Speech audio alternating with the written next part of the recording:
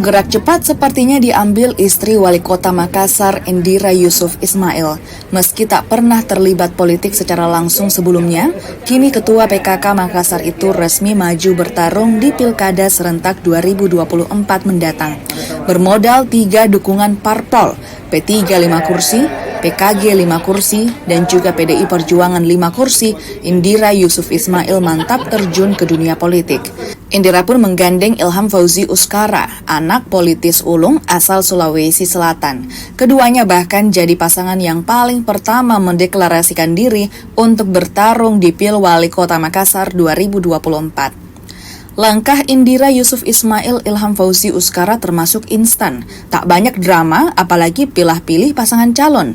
Namun keduanya optimis bisa meraih suara terbanyak. Saya baru 2 kali turun bersama Ilham. Alhamdulillah klop. Kalau saya sudah bisa pastikan klop. Insya Allah dukungan juga sudah sih. Insya Allah perjuangan ini akan kita lanjutkan.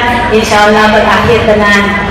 Usai pasangan Indira Yusuf Ismail Ilham Fauzi Uskara deklarasi, kini pertanyaannya siapa yang berani menentang keduanya?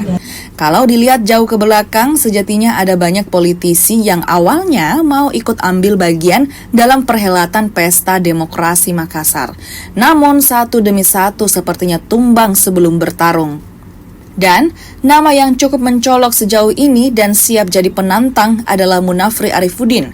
Ketua DPD 2 Golkar itu hampir pasti maju kembali untuk ketiga kalinya. Apip pun disebut akan menggandeng politisi Demokrat Alia Mustika Ilham. Namun sejauh ini belum sepenuhnya terwujud. Dan masalah lainnya, jumlah kursi Golkar belum cukup untuk mengusung pasangan calon. Golkar harus mencari koalisi demi menggenapkan 10 kursi dari 6 kursi yang mereka miliki. Lalu bagaimana dengan pasangan lain? Mengingat masih banyak parpol yang belum memberikan dukungan. Kita tunggu saja kejutan di akhir bulan ini saat pendaftaran pasangan calon di KPU Makassar. Tim Liputan.